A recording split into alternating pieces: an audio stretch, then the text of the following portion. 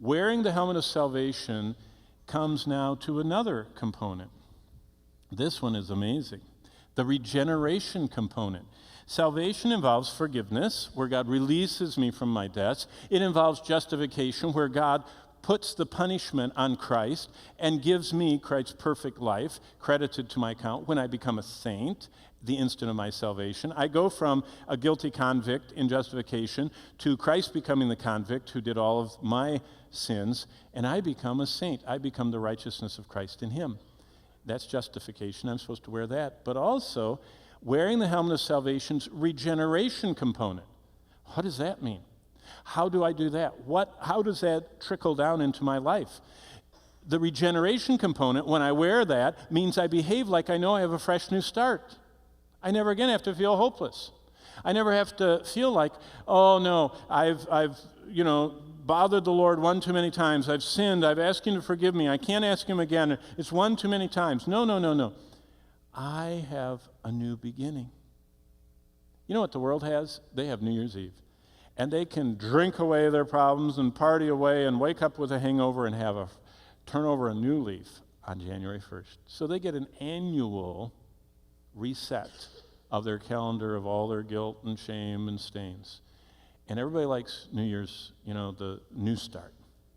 Kind of start the diet, start the exercise program. In fact, I was talking to someone who owns a health thing, and they said that they sell, I don't know what they said, 80% of all their profit comes from like Halloween through Christmas, and then everyone gets these memberships, and they all come from January through the end of January and a couple days into February, and then no one shows up.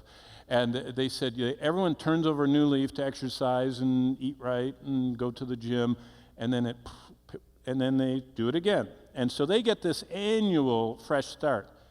We get a daily, moment-by-moment new beginning. We serve the God of new beginnings who offers us an endless succession of fresh new starts. I never have to feel hopeless, that I've wasted all of my life. Do you know what it says in Joel? That God is a God that restores to us the years the locusts have eaten. We can have wasted, the vast majority of our life, we get a fresh new beginning.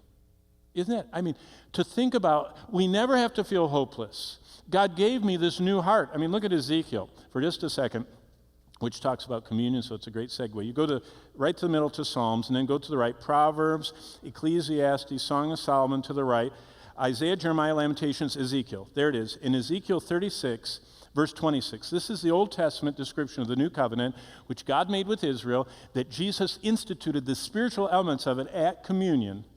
And this is what he said: I will give you a new heart. That's regeneration. I will give you a new spirit. That's the fresh new start over and over, the Spirit of God. And I will take the heart of stone out of your flesh. I'm going to take that hardness and unresponsiveness out of you, and I will give you a heart of flesh, verse 26 says. And then Ezekiel 36:27, and I put my spirit within you.